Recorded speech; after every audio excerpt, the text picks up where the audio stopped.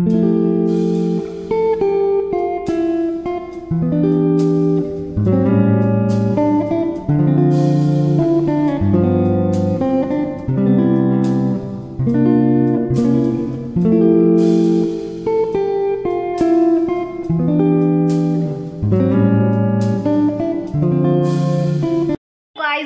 Back to my channel Puja Kotal simply lifestyle. আজকে দেখো আমি ফাইনালি রেডি হয়ে গেছি একদম, আর প্রচণ্ড প্রচণ্ড এক্সাইটেড। এখন আমি যাব হলো ফাইনালি পার্লারে।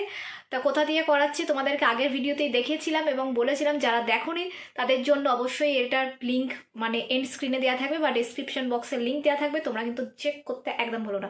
তো আমি এখন যাচ্ছি হাবিবসে, তাও বলেই দিলাম তোমাদেরকে যে আমি কিন্তু এখন হাবিবসে যাচ্ছি, হাবিবসেকেই করাবো। তাই এটা আমাদের টবিন রোডের হাবিবসের যে ব্রাঞ্চটা আছে সেখান থেকে করাবো। তো আমি এখন রেডি হয়ে গেছি, আমার টাইম আমি বলেছি 4টে নাগাদ যাবো।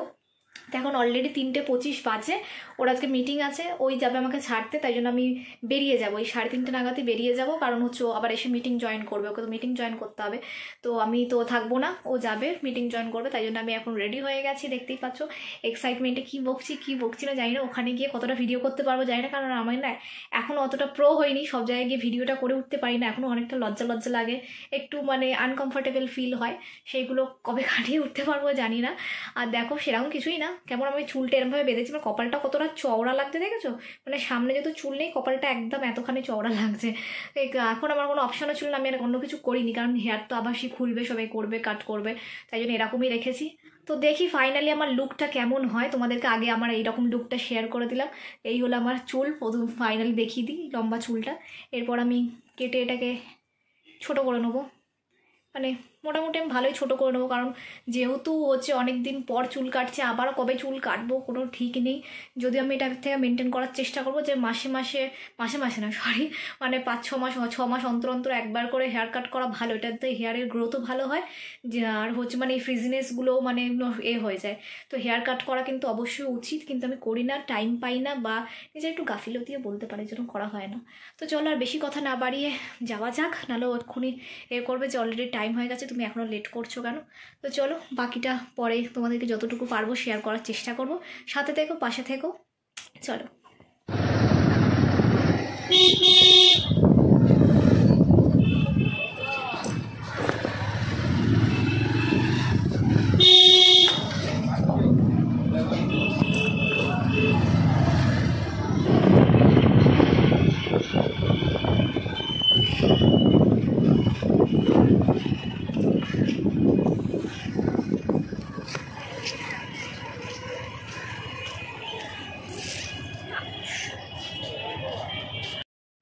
তো বন্ধুরা দেখতেই পাচ্ছ তোমরা, আমি এখন হাবিবসে এসে গেছি।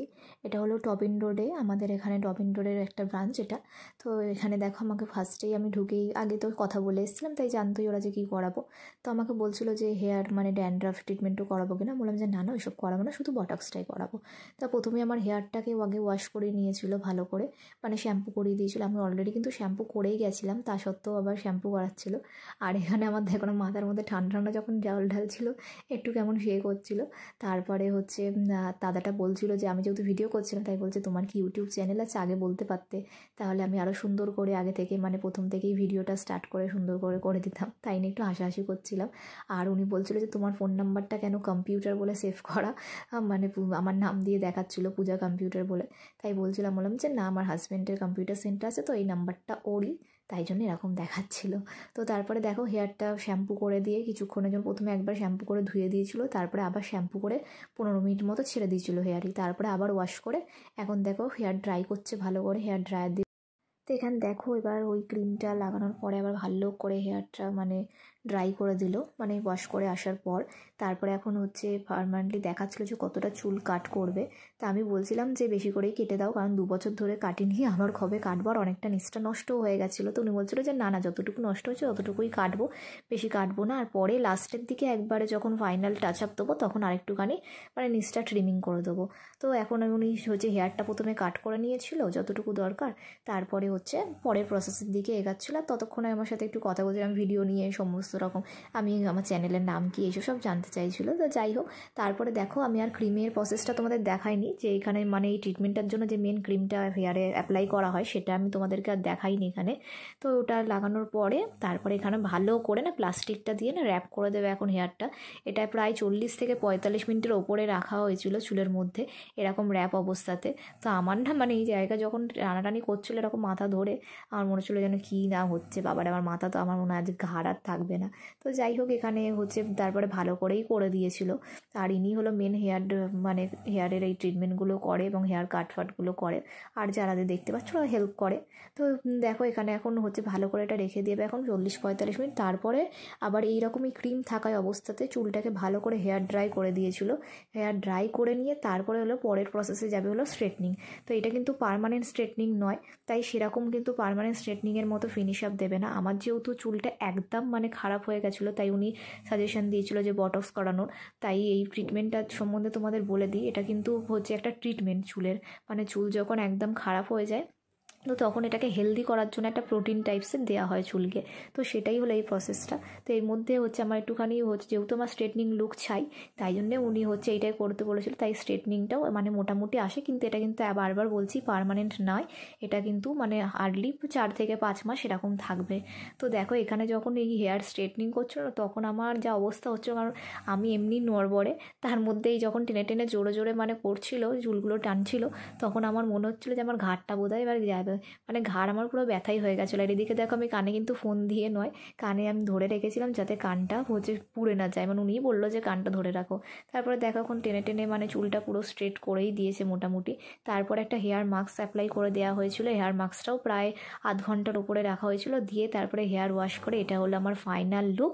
তো দেখতেই পাচ্ছ তোমরা, দেখো কেমন হয়েছে। আর কালার কিন্তু আমার আগে থেকেই ছিল, আমি কিন্তু আলাদা করে কিন্তু চুলে কালার করাইনি। এটা যেহেতু হচ্ছে হেয়ার স্ট্রেটনিংটার পরে এটা আরও ভালো লাগছে, দেখা যাচ্ছে মানে বোঝা যাচ্ছে।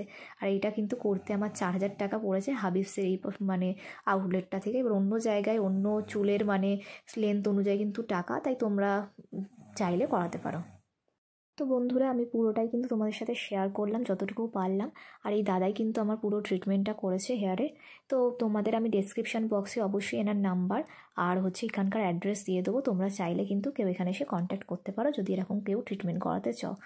তো চলো বাড়ি গিয়ে আবার তোমাদের সাথে বাড়িতে চলে এসেছি ফাইনালি। আর দেখো আমার এটা ফাইনাল লুক, তোমাদের সাথে একটুখানি শেয়ার করলামই পার্লারে, মানে হচ্ছে ওখানে স্যালনে, পার্লার বলে অভ্যাস হয়ে গেছে। তো যাই হোক, দেখো স্যালনে গিয়ে তো হচ্ছে তোমাদেরকে যতটুকু পারলাম দেখালাম। তো আশা করি তোমরা ভিডিওটা দেখে কিছু হলেও বুঝতে পেরেছো। যদি আরও কিছু তোমাদের এই সম্পর্কে জানার থাকে তাহলে সেগুলো অবশ্যই আমাকে হচ্ছে কমেন্ট করে জানিও, আমি তোমাদের কমেন্টের হচ্ছে উত্তর দেওয়ার চেষ্টা করব আমার মতো করে। তো আর এখন তো দেখো এইটার ফলস্বরূপ কি বলতে পারবো না যে এটা আদৌ আমার 4000 টাকাটা কি জ্বলে গেল নাকি কোনো কমে লাগলো। কিন্তু অবশ্যই হচ্ছে কোনো জিনিস যদি তুমি পয়সা খরচা করে করো অবশ্যই সেটাকে মেনটেন করে রাখতে হবে, নাহলে কোনোই মানে বলেই দিয়েছে তাহলে কোনো লাভ নেই, তাহলে আবার সেই পয়সা ঢালতে হবে তোমাকে বারবার।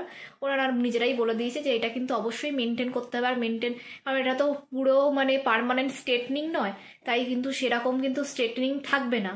আর হচ্ছে যদি তুমি মেনটেন না করো তাহলে কিন্তু আরোই থাকবে না, মানে পুরোই হচ্ছে মানে নষ্ট হয়ে যাবে। তো সেটা মেনটেন করার জন্য বলে দিয়েছে, সেটা মেনটেন করার জন্য অবশ্যই ওদের একটা শ্যাম্পু আর মানে যেটা দিয়ে আমার করেছে ট্রিটমেন্টটা ওই শ্যাম্পু আর ওই এটার কথা বলছিল, কিন্তু ওটা প্রায় 3000 টাকার কাছাকাছি দাম। তো আমার অত বাজেট নেই, আমি ওটা নিইনি, কিন্তু আমি অবশ্যই একটা ভালো মাস্ক আর ভালো শ্যাম্পু ইউজ করবো এবার থেকে হেয়ারে। আমি এতদিন তোমরা জানতেই আমি হেড অ্যান্ড শোল্ডার ইউজ করতাম, কিন্তু হ্যাঁ এটা করতে গিয়ে কিন্তু প্রচুর হেয়ার মানে ইয়ে হয়, লস হয়। তাই হচ্ছে মানে মানে কী বলবো, হেয়ার স্ট্রেটনিংয়ে যা লস হয় তার থেকে কম, কিন্তু তাও অনেকটাই লস হয়েছে। কারণ যখন টানছিলাম আমি বুঝতে পারছি যে অনেক চুলি মানে ফটফট করে মানে হচ্ছে যাচ্ছে, কারণ অত জোরে জোরে টানছে, অতবার হেয়ার ব্রাশ করেছে, অতবার তোমরা তো প্রসেসটা দেখতেই পাবে। মানে যতটুকু আমি পেরেছি শেয়ার করেছি, পুরোপুরি শেয়ার করতে পারিনি কারণ যেহেতু কেউ ছিল না, আমি একাই ভিডিওটা করছিলাম, যেহেতু আমার সাথে প্রসেসিংটা চলছিল। তো আমি যদি বারবার ভিডিওটা করতাম মানে ওনাদের অসুবিধাও হচ্ছিল করতে, তাই জন্য আমি বন্ধ করে দিয়েছিলাম। যেটুকু পেরেছি তোমাদের সাথে শেয়ার করেছি। তো যাই হোক, আজকের ব্লগটা এইটুকুই। আশা করি তোমাদের ভালো লেগেছে এই ভিডিওটা। যদি ভালো লেগে থাকে তাহলে অবশ্যই কিন্তু চ্যানেলটা সাবস্ক্রাইব করতে ভুলো না, আর ভিডিওটা লাইক করতে ভুলো না। আর একটা ছোট্ট করে কমেন্ট করে দিও, তোমাদের কিছু প্রশ্ন থাকলে সেগুলোই অবশ্যই কিন্তু জানিও। আর আমি কোথা দিয়ে করিয়েছি, কত টাকা লেগেছে সবই আমি বলেও দিলাম, প্লাস আমি ডেসক্রিপশন বক্সে দিয়েও দেবো যে কোথা থেকে করেছি, ওখানকার অ্যাড্রেস সব কিছু দিয়ে দেবো আমি তোমাদেরকে। ঠিক আছে, তো চলো আজকের মতো এইটুকুই। Tata, bye bye, good night.